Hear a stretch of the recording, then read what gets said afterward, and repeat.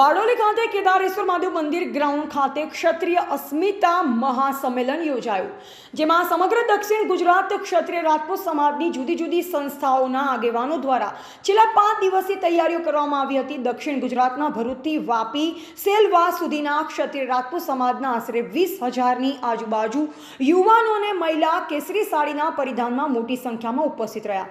ગુજરાત રાજપૂત સંસ્થાઓની સંકલન સમિતિના પ્રમુખ રમજુભા જાડેજા, સંકલન સમિતિના પ્રવક્તા કરણસિંહ ચાવડા અને ગુજરાત મહિલા ક્ષત્રિય સમાજના પ્રમુખ તૃપ્તિબા રાઉલ ઉપસ્થિત રહી ક્ષત્રિય સભાને સંબોધન કર્યું। રાજકોટના ઉમેદવાર રૂપાલાની ટિકિટ રદ ન કરવામાં આવી, જેને લઈ હવે સમગ્ર ક્ષત્રિય રાજપૂત સમાજનો વિરોધ હવે ભાજપા પાર્ટી સામે સીધો થઈ ગયો છે।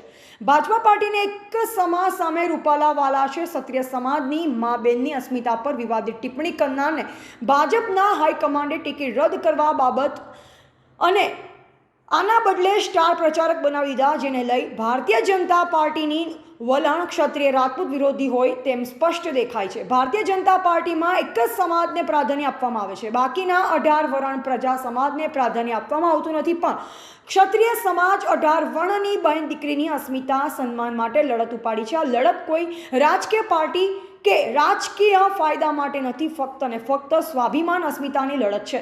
સમાજમાં ઉપસ્થિત રહેલ જુદા જુદા વક્તાઓએ પોતાનું અભિવાદન રજૂ કર્યું। યોજાનાર ચૂંટણીમાં સમજી વિચારી માતા બહેન દીકરીના સ્વમાન માટે, સ્વાભિમાન માટે 7 તારીખે મતદાન કરજો।